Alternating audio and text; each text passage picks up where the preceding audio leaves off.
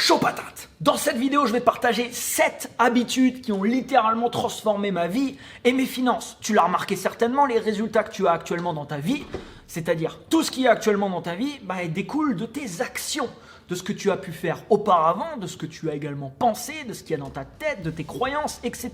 Et il y a tout un tas de choses que tu peux implémenter de manière quotidienne qui sont des fois pas très compliquées à implémenter, mais qui peuvent avoir un énorme impact dans ta vie sur le moyen long terme. C'est parti, je te partage la première chose. Et la première chose, c'est avoir une ardoise émotionnelle qui est au maximum positive. J'ai appris ce concept quand j'avais, je pense, mes 23 ans. J'ai commencé à transformer ma vie à 22 ans. Et à ce moment-là, on m'a parlé un petit peu de ce concept de ton ardoise émotionnelle. Ça veut dire quoi ça? Ça veut dire que chaque parole que tu prononces, chaque chose que tu vas faire, les actions que tu vas faire de manière quotidienne ont potentiellement des impacts émotionnels chez d'autres personnes. Quand tu prononces des paroles avec ta bouche et qu'il y a quelqu'un en face qui reçoit ces paroles, forcément ça peut créer quelque chose chez lui. Et ces émotions, elles peuvent être positives ou elles peuvent être négatives. Si tu fais des bonnes choses dans ce monde, que tu apportes ta contribution au monde, aux gens, peu importe, ta communauté, ta famille, tu reçois des choses qui sont sur la même vibration et tu reçois des choses qui sont en correspondance avec justement ce que tu vas dégager toi-même. Il y a énormément de gens dans le monde qui se demandent pourquoi il y a tant de merde qui arrive dans leur vie et cherchent des réponses à l'extérieur. Sauf que les réponses ne sont pas à l'extérieur, les réponses sont à l'intérieur. Le monde que tu vois à l'extérieur, c'est le reflet de toi, de ce qu'il y a à l'intérieur de toi. Tu peux être une bonne personne et apporter ta contribution et faire en sorte de prononcer des paroles ou d'agir de manière à avoir un impact émotionnel positif chez d'autres personnes, ou tu peux faire en sorte de faire tout le contraire et de devenir un gros connard. Et ça, c'est un choix personnel, un choix que tu peux faire. Depuis que j'ai appris ça, j'évite, c'est pas, on va dire quelque chose qui est simple, mais j'évite au maximum de rentrer dans tout ce qui est jugement des autres, des gens, d'une communauté, de je ne sais pas quoi, ou de plein de trucs que je ne connais pas, tu vois, en émettant des hypothèses dans ma tête. J'évite d'agir dans ma vie si je sais que mes actions vont faire du mal à une ou à un groupe de personnes, ou de prononcer des paroles également qui sont dans la même direction. Alors je reste un être humain bien sûr, et bien sûr de temps en temps je juge aussi, oui, mais j'évite au maximum tout ce qui est drama, tu vois, tout ce qui est les trucs, c'est des choses qui sont vraiment futiles, qui t'apportent absolument rien, au contraire. Ça va t'apporter toujours des choses toxiques dans ta vie. Pas forcément sur le coup, mais au bout d'un moment, forcément, tu attireras des choses qui sont en correspondance à toi-même et à ce que tu dégages. Donc, je te pose une première question. C'est quoi ton ardoise émotionnelle? C'est quoi ton ardoise émotionnelle? Est-ce qu'elle est plutôt positive ou est-ce qu'elle est plutôt négative? Est-ce que les gens qui croisent ton chemin ressentent plutôt des émotions positives quand ils te croisent, quand ils interagissent avec toi? Ou est-ce que c'est tout le contraire? Et si c'est tout le contraire, crois-moi, si tu travailles uniquement là-dessus, tu peux vraiment obtenir une grosse transformation dans comment tu vas te sentir et dans les résultats qui vont potentiellement se manifester dans ta vie. Donc fais très attention à ça, et ça c'est quelque chose qui personnellement a eu un gros impact dans ma vie, puisque avant cette période, je me défonçais, tu vois, tous les week-ends, ça m'arrivait de me battre en soirée, j'insultais des gens, je pouvais insulter des gens dans ma voiture, dans la rue, etc. Qu'est-ce que ça m'apportait dans ma vie? Tu vois, pas grand-chose de positif. Au contraire, ça m'apportait beaucoup de toxicité et ça m'apportait beaucoup de résultats qui étaient en totale incohérence avec, au final, ce que j'avais vraiment envie d'obtenir dans ma vie. Ne passe pas ton temps à insulter les gens, passe ton temps à les encourager. La deuxième chose, m'ouvrir à d'autres connaissances, aller chercher les bonnes informations, me former. À 22 ans, j'ai voulu transformer ma vie, mais je travaillais avant dans des poulaillers. J'inséminais des dindes et je branlais des dindons. J'avais pas d'études, j'ai arrêté l'école à 17 ans. Pas d'entrepreneurs autour de moi, pas de personnes qui vivent la vie que j'avais envie de vivre. Donc pas les connaissances dans ma tête pour le faire non plus. Ça veut dire quoi ça? Ça veut dire que soit je m'ouvre et je me dis « Ok, je pense que j'ai pas toutes les informations, tu vois. Je vais essayer d'aller chercher les gens qui ont cette information sans les juger, tu vois. En allant les chercher, en étant curieux et commencer à me former. » j'ai envie de faire ça dans ma vie, il y a des gens qui ont ça. Je vais aller chercher ces gens. Je vais aller retirer ce que je peux de ces gens. Et je vais implémenter ce qui m'enseigne. C'est exactement ce que j'ai fait. J'ai trouvé des personnes qui étaient avant dans des situations compliquées dans leur vie, qui avaient transformé leur vie, qui avaient monté une activité, qui se sentaient bien, qui se sentaient plus heureux. J'ai commencé à regarder qu'est-ce que ces personnes enseignaient, comment on pouvait faire pour transformer ces résultats, etc., etc. Et depuis mes 22 ans, je n'arrête pas de me former.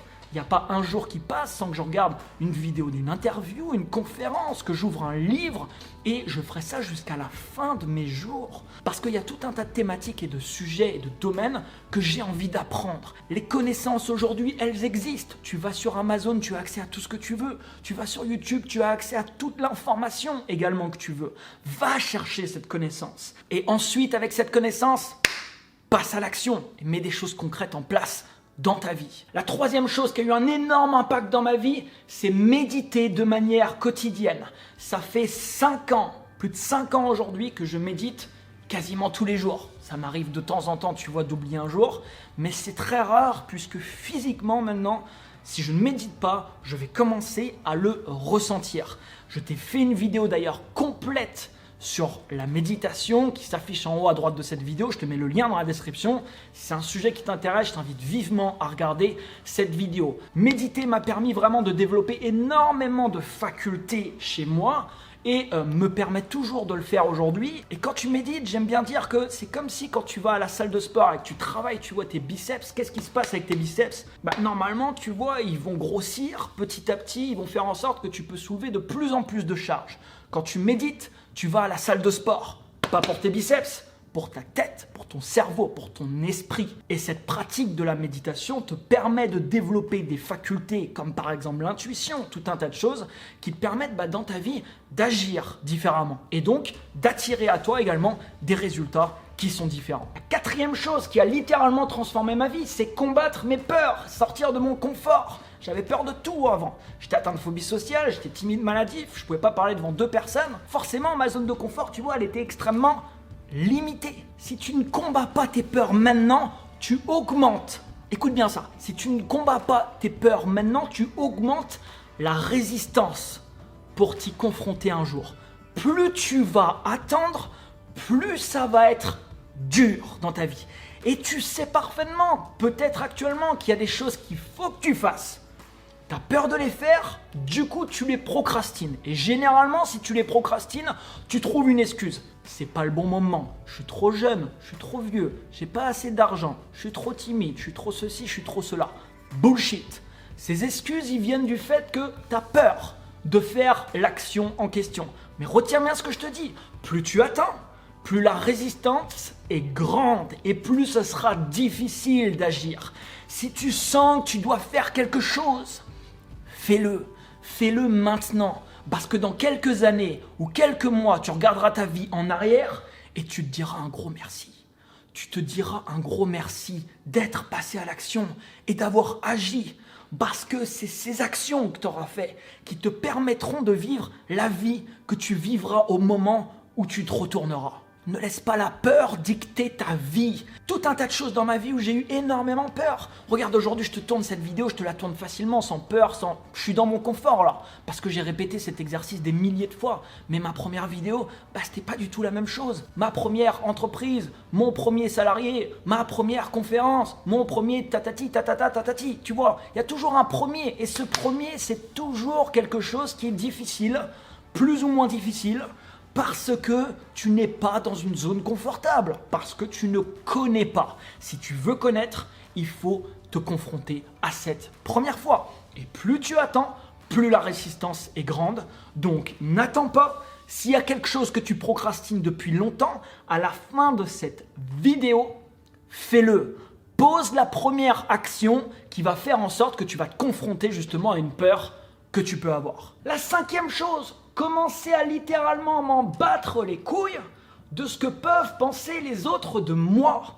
Alors ça, c'est un des trucs, tu vois, qui est le plus dur à faire. Et je vais être honnête avec toi, c'est pas, tu vois, définitif. C'est pas un jour t'arrives et ça y est, c'est fini. Non, aujourd'hui, oui, forcément, ça va m'impacter un minimum, tu vois, ce que peuvent penser les autres de moi.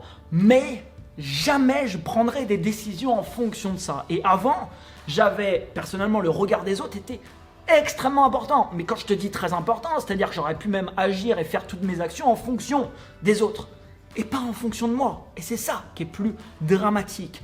Quand tu commences à t'en foutre, entre guillemets, royalement de ce que peuvent penser les autres de toi, tu atteins un profond niveau de liberté.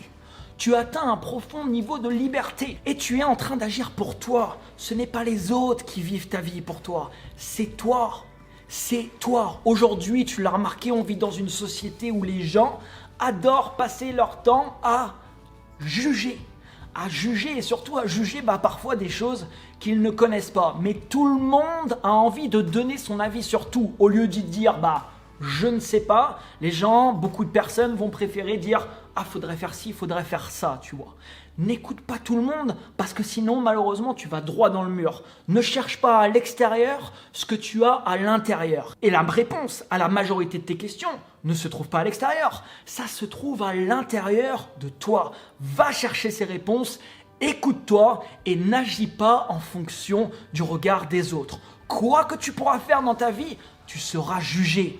Tu seras montré du doigt, surtout si tu fais des choses qui sont différentes. À chaque fois que je vais monter potentiellement un projet, quelque chose et que je vais l'annoncer, il y aura toujours des gens qui vont me dire « c'est pas bien, c'est pas comme ça, tu devrais pas faire ça ». Ok, sauf que si j'écoutais tout le monde, je ne ferais strictement plus rien. Donc, ne sois pas dans le camp des gens qui passent leur temps à parler, sois dans le camp des gens qui passent leur temps à agir. Et crois-moi, les informations qui découleront de tes actions te donneront dans ta vie d'énormes avantages pour prendre justement de meilleures décisions. Tu as le droit de te tromper, tu es un être humain.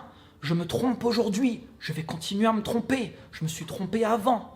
Tu as le droit, tu n'as pas à avoir honte de te tromper. Au contraire, si tu te trompes, c'est que tu essayes des choses, c'est que tu es en train d'apprendre, c'est une bonne chose. Prochainement, je vais te sortir une vidéo sur ma chaîne, par exemple, où je vais t'expliquer comment j'ai perdu près de 200 000 € en montant ma première start-up, tu vois. Et je vais t'expliquer les erreurs que j'ai faites par rapport à ce projet. Je ne serais pas gêné, tu vois, de te faire cette vidéo. Je te partagerai ça en toute transparence et c'est ok.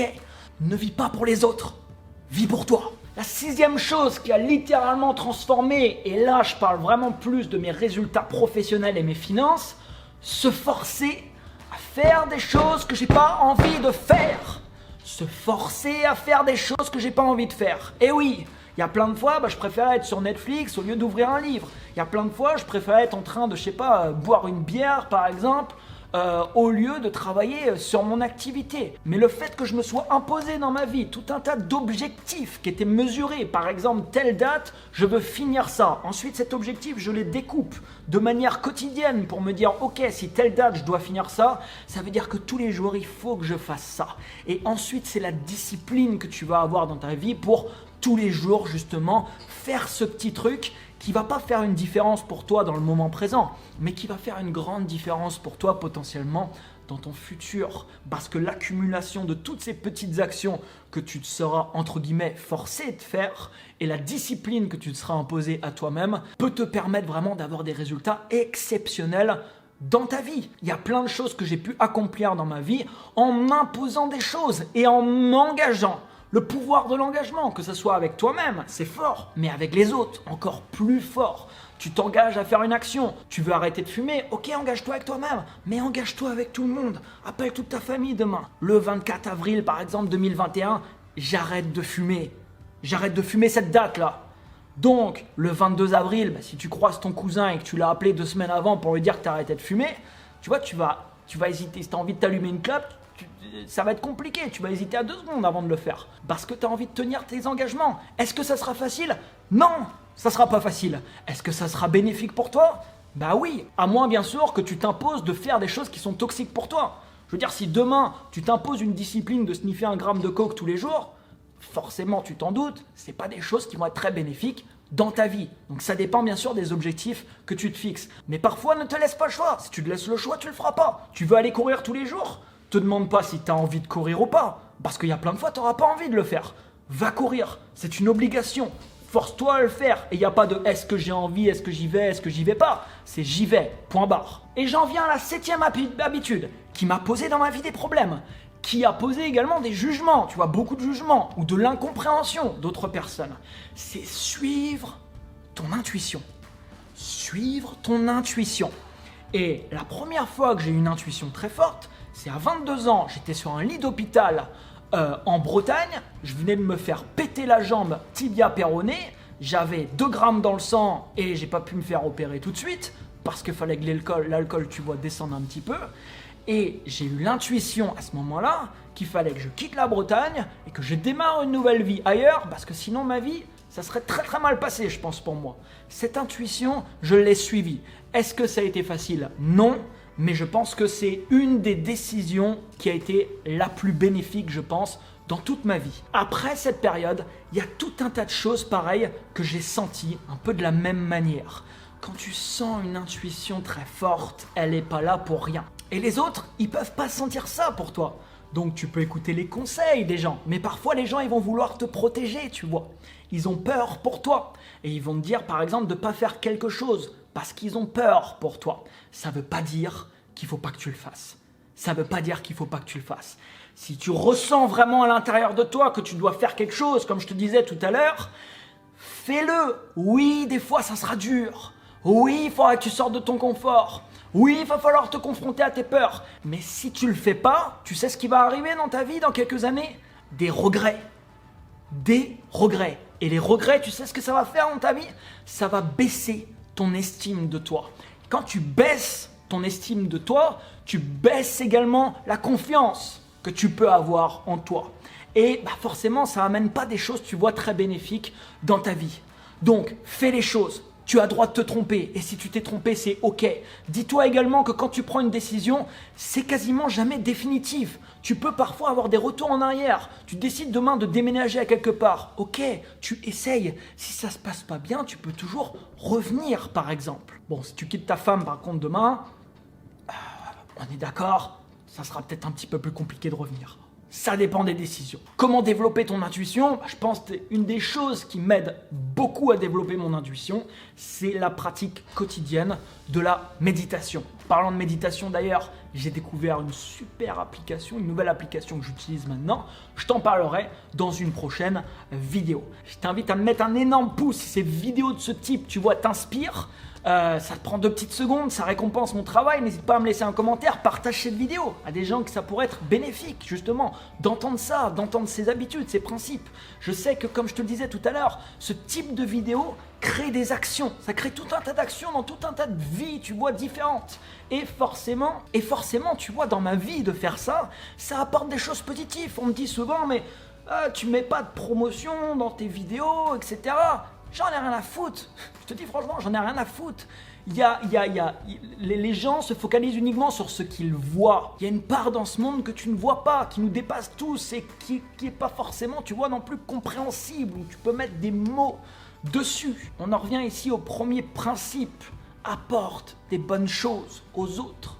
C'est exactement des choses que tu recevras en retour. Je te souhaite le meilleur, n'oublie pas de t'abonner à cette chaîne YouTube. Je vais te partager pas mal de vidéos qui vont arriver. J'ai fait une petite pause comme tu l'as pu remarquer sur YouTube. Je reprends là en ce moment les vidéos en t'expliquant beaucoup des choses, des expériences que j'ai pu vivre comme la dernière vidéo, va la voir si tu l'as pas vue, où je te parle de faire une détox de dopamine et je t'explique l'expérience que j'ai pu vivre pendant 7 jours en faisant justement cette expérience. Je te mets également le lien dans la description si tu n'as pas vu cette vidéo. Merci à toi pour ton écoute, déchire tout et je te dis à très bientôt.